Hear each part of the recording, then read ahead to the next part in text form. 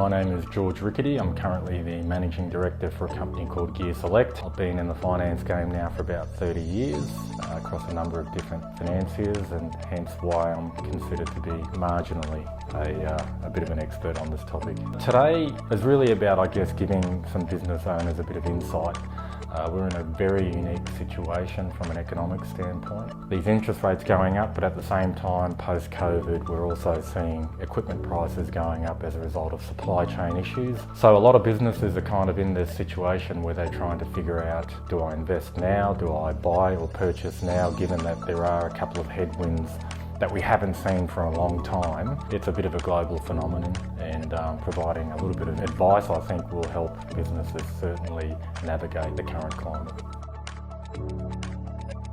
When you look at inflation, it's basically a measure of all of the goods and services that are typically purchased by either people or businesses. In a healthy economy, it's been deemed that 3% inflation is where the central bank and government would like to keep inflation. At the moment, we're running at around about the high sixes, sort of heading into the sevens, so certainly double and over that, which is the reason why the Reserve Bank has taken the stance to increase rates from where they were a year, 2 years ago. You know, if you're listening to what the Reserve Bank is saying, economically they are talking about it going up another % to try and put the brakes on inflation and bring that back. The strategy and the reason why they're doing that is certainly to increase and take some of that disposable income, slow down spending rates and bring that inflation rate back.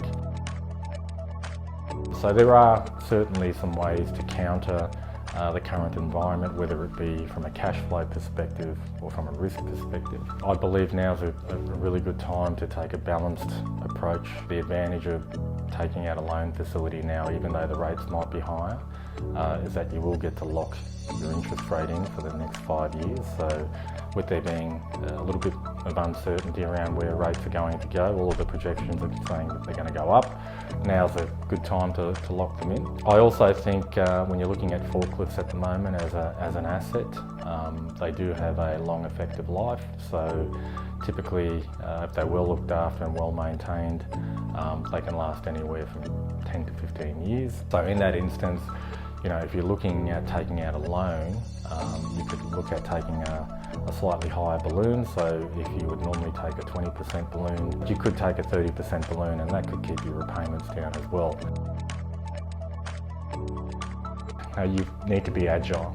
I think agility is really the key to what's going to happen over the next 12 to 18 months, because we can see that the Reserve Bank have made their intentions really clear about increasing rates.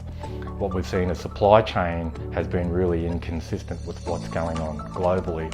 So we don't know what else is next. That ability to be strategic over the next couple of years is going to be absolutely critical, because 3 years ago we weren't thinking about things like, okay, lockdowns, we weren't thinking about things like supply chain issues, we weren't thinking about inflation rates going to 7% and the reaction that we would get from governments and the central banking system globally.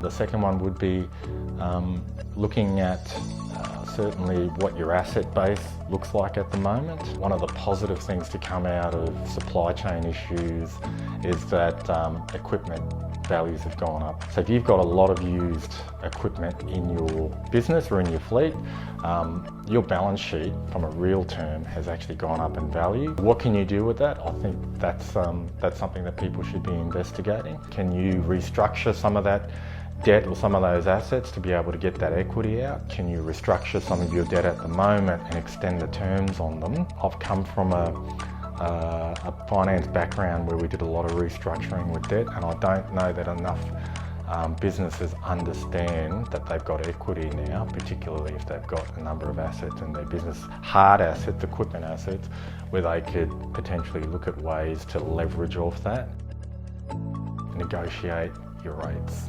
Everyone's been educated over the last 12 to 18 months, whether you're in business or whether you're a consumer who's seen fuel prices, food prices go up.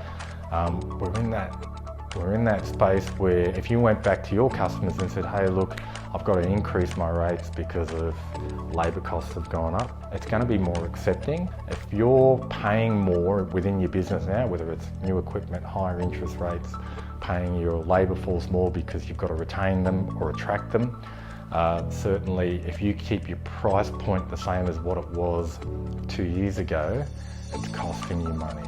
So it's really important that businesses go out there and have a look at their rates and renegotiate them.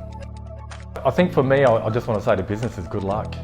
This is a convergence of so many different events that we've never seen. We've never seen before. Getting back to number one was you've got to be more agile, but to be more agile, you've actually got to be ahead of the curve in terms of thinking what else could potentially go wrong and where do I need to be.